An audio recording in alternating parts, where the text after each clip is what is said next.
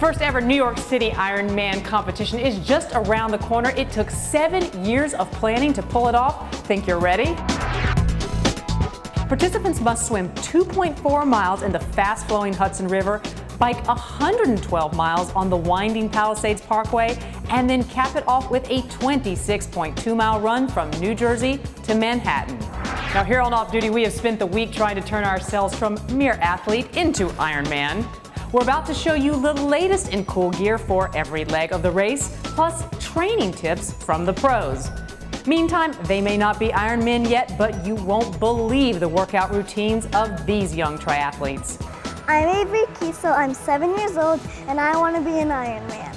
Now, good gear alone will not make you an Ironman, but it could give you an edge. This new device I'm holding is called Sport Eyes. It attaches to your sunglasses. While you're wearing it, it gives you instant feedback on your performance through LED lights and audio cues. Earlier, I checked out some other gear. Why don't you take a look while I give these a go?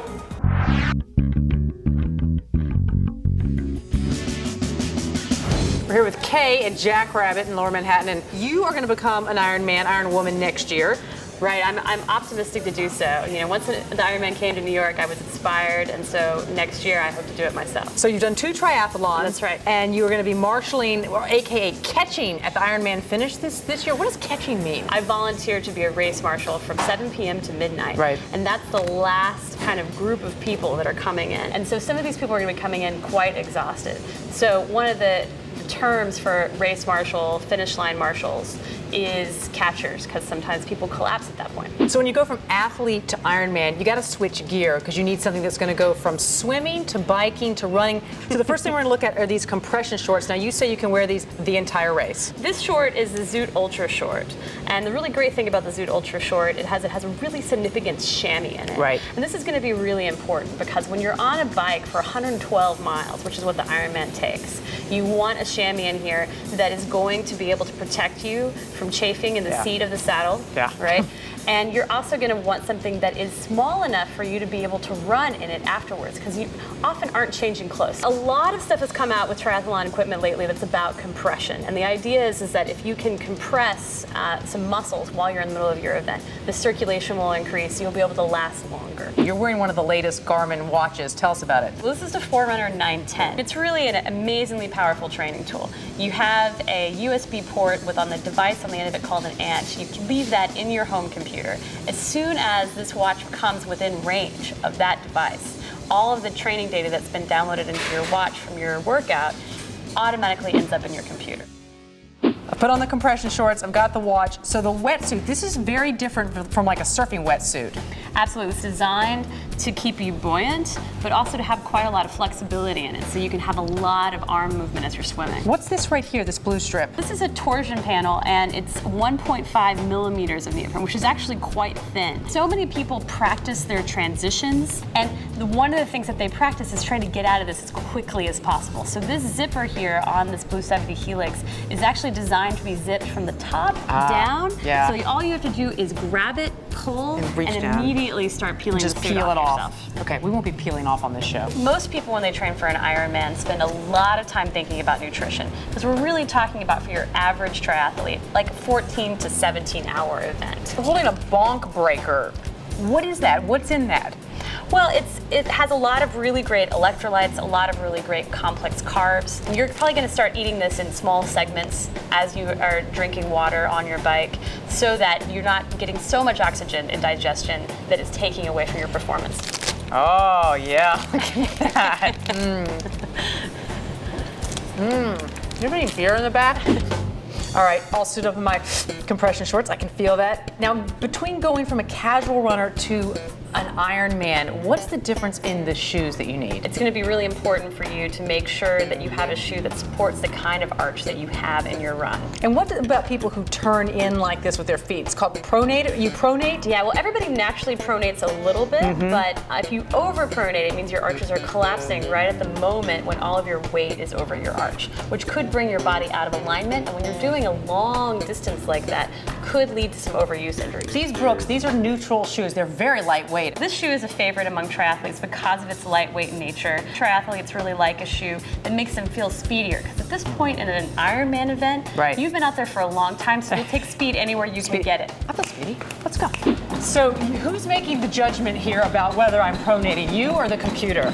Well, the computer is recording the data so that when I slow it down frame by frame, I can make a judgment call. The first thing I'm looking at is that when your heel is striking the ground, you're a heel striker. Mm-hmm. You can see that the back of this shoe is beginning to collapse inward. Interesting. So the back of this shoe, if you drew a line up, they would be pointing over here. We want that to be straight up and down. So you've swapped out my shoes now for stabilizing shoes? Is that what these are? This is a lightweight tri shoe that also has some stabilizing features to help support your arch. So what does it do inside the shoe?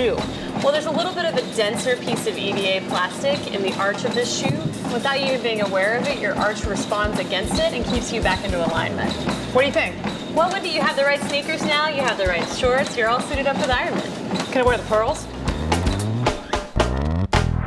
All right, I'm back. I just got some coffee. You really wouldn't drink that at the Ironman. But speaking of food and drink, they will go through 4 tractor trailer loads of water and sports drinks on the big day of the race, plus 400 pizzas, and this is a first at the Ironman, sushi at the finish line. Our next guest, however, is not a first-timer. He's run 20 Ironmans and knows the biggest mistakes new athletes make tackling the event. Here's his advice.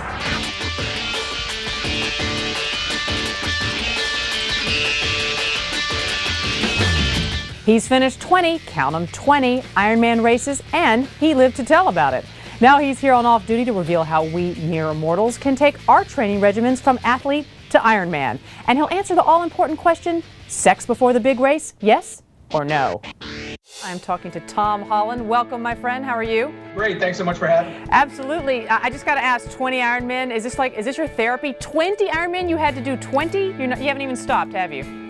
No, I have problems, Wendy. You know, this is my therapy, and it doesn't seem to be slowing down. No, it doesn't seem to be slowing down. Your resume reads like fitness crack. I mean, you're an exercise physiologist. You are author of multiple books, including one called The 12-Week Triathlete. You've run more than 50 marathons. That's just on top of the Ironman. Let's start with technology. How can people use technology, apps, website, to take their training regimen up a notch, Tom? You know, I've been doing this sport for about well over a decade now, and just in the last couple of years, the advances are insane. So there are different websites. TrainingPeaks.com is one that I use for myself and for my clients online. With that website's different apps, you can use Map My Run, Map My Ride, GPS watches, an infinite number of different technologies that we can use to just completely change and revolutionize the way we train. You can use as little of the technologies you want or as much. A great story that I can tell really quickly is Lance Armstrong's coach is Chris Carmichael. Lance would upload his workouts. So the technology is so crazy. Lance would be training in France, upload his workouts from his watch and his power meter to this website. Chris Carmichael then logs in and can look at exactly in almost real time what Lance had done. And you can look at heart rate, at power, at speed, at temperature, at just an infinite number of variables. So for many people, it's a motivating factor. So you go, wow, I ran 4 miles today, and/or you can take that to a whole different level. Now let's talk about actually getting down to the training. I mean, when you are going to do an Ironman, you got to get through a 2.4 mile swim, 112 mile bike ride, then you got to do a marathon 26.2 mile run. Many people might be able to do a part of that, but when you start to put all the pieces together, that's where you sort of say, how am I going to do it? Do you start training for everything at the same time? Do you try and get one piece of the puzzle down before you pick up the next one? What do you say, Tom? What might surprise people, Wendy, is that it's easier, as crazy as that sounds, than people think. So the human body is meant to move. We're meant to move forward. And I have worked with so many people that never would have thought in a million years that they could get through it. So I want to start by saying that even though the distances, see, I watched it on TV and thought, that's absolutely ridiculous. You know, many, many years ago, who would do that and how can you do that? And now here I am. So I'm a perfect example of someone who didn't think I could do it. I had shin splints. I was on the bench. I wasn't a kid who was, fit, really. And you start small. The short answer is you start small. You don't do any of those things at their exact distance when you're first starting out to finish. Come race day, when you just do the swimming, separately the biking, the running, it all comes together. And it's an amazing phenomenon when it does. I got my master's in sports psychology. The toughest thing about Ironman is mental. The toughest thing is not giving up mentally. And it's an amazing, most people can do it physically, but when the day comes, the mental side is really difficult. Hours weekly, Tom. We're all, or many of us are working. You know, Yes. How much do you have to put in? How to even just think about maybe I can do an Ironman? In my book, The 12-Week Triathlete, people read it and say, there's no way I could do a half Ironman and Ironman on this limited training. You can.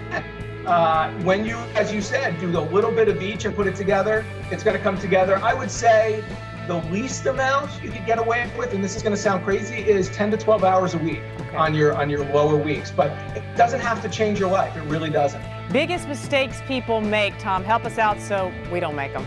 People choose time goals, and that's a mistake. They'll say, hey, you know, Bill in my office did an Ironman in 13 hours. I'm better than Bill. I'm going to do it in 12. And so many things happen during that day. The weather can be crazy. You know, you can get a flat tire. And when you're not hitting that goal during the day, mentally you fall apart. So I think first and foremost, you have to choose your goals correctly. Are you cutting back on your training to get ready for the big day? Yes, it's such a great question. And that's where a lot of people, that's probably one other place people screw up their race is they don't cut back. They've been training so hard, you can't cram in your word taper as the official word, anywhere from 2 to 4 weeks before the race starts. So right now, people better be tapering for the Ironman in New York. And that's really hard mentally on people. They say, oh my gosh, I need to train more. I've been training so hard, but you have to decrease. And the rule of thumb is about 25% less each week. All right. And Tom, final question. Look, you and I have become friends during this interview. You got to answer honestly. Sex. Do you have sex before an Ironman? We're not boxers, so I've done 20 Ironmans, and if I eschewed from that, I would have a very boring life, and I'd probably be divorced. So Nice. we're not letting that go. Sounds like Tom's busy making baby Ironmen. And speaking of which, we found the next generation of triathletes. They're called ToughKids, and they are busy training for their own championship in September. If this doesn't get you in the gym, I don't know what will.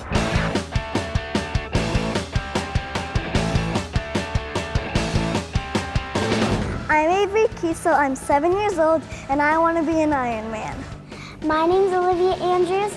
I'm 8 years old, and I want to be an Ironman. I'm Isabel Kiesel. I'm 13, and I want to be an Ironman. My name is Garrett. I'm 10 years old, and I will be an Ironman. If you want to be an Ironman, it helps to start young. Just how young? How's 4 years old?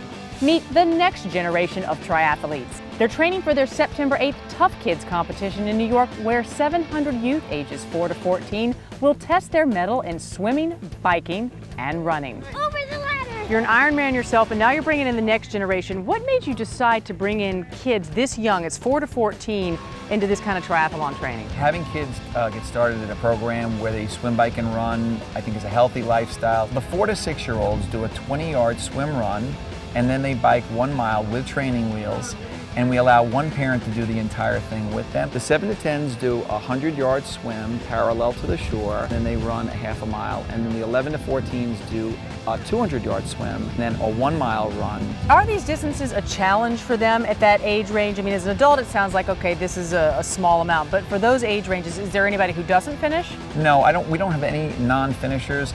The biggest problem we have is at the end of the race, most kids want to go out there and do it all over again. You can't say that when you do an Ironman, can you? There are certain people that can, but not me. Not you. This way, down, across, and back. To box. You want to get that other hand going, and you're putting the brakes on. You've been training kids for 6 years now to be tough kids. What's the hardest thing in terms of keeping their attention span focused? I think it's about keeping it fun and light, and while it's hard work for them, we turn a lot of the training into training games. Into games. What are some of the specific training regimens you've developed for the kids? Well, in the pool we have a pretty specific one where we're doing a lot of drills, and while they're doing their drills and practicing their technique, they're getting the volume of training down. In the bike and the run, it's a little different. Bike safety is number one, so we keep them in a closed course. And then running, we like to run them on the track. Is there an optimal age to start becoming a triathlete? I would have to say that When they buy into it, that's the optimal age. If you try and push them into it, they're just going to push back. As they see more of it, they see mom and dad doing it, they're going to buy in. So Garrett, you're going to be racing on September 8th. How many races have you done so far? 5. What's your favorite piece? Everything. You like everything. Are you better at one than the other, one leg? Well, I think I'm probably the best at swimming. I swim every day. I bike just up and down my street probably like twice a week, and then I just run. Whenever you can, yeah. Whenever you can run. Yeah. When your mom says do the dishes, then you run. Do you have like a special meal you like to have? Probably just like steak. Steak is good. Rob, you're a 5-time Ironman. So I know that some families go to the movies together. You and your family, you guys all go to the triathlons together, is that right? Yeah, pretty much so. How did you get your kids into it? 3 kids, all of them triathletes. They all started swimming the same way I did, and natural progression. You ride your bike to practice, you run to practice. Do you ever worry about them getting hurt at all when they're out there doing these competitions? I'm more concerned about them during training on the roads with the bikes than during the competition. Nancy, you're a tough kid mom, you're a triathlete yourself. How do you merge your training with Olivia's? You know, Libby really is into swimming, and she's seen me throughout the years do triathlons and do a lot of training and come to the races. So she wants to be a part of it. But how about the train? Is it hard to get her up in the morning to go to the train, or does she pop right out of bed? She's so excited the day before training, and then when I wake her up in the morning, she wants nothing to do with it. She wants nothing to do with it. I give her lots of promises and finally get her to training, and she's happy she's done it. I'm excited for that I can beat my cousins, hopefully. On race day, do you guys take it really seriously, or do you just go out there and have fun? Go out there and have fun. Seriously. Seriously. I kind of tend to do both. Like, I don't want to be so serious that I'm not going to have fun with it and just be like, I want to do this so badly. Like, if I don't do this time, I'm going to be like upset. I want to have fun with it too. Before we go, I want you guys to do something for me. Show me your best muscle.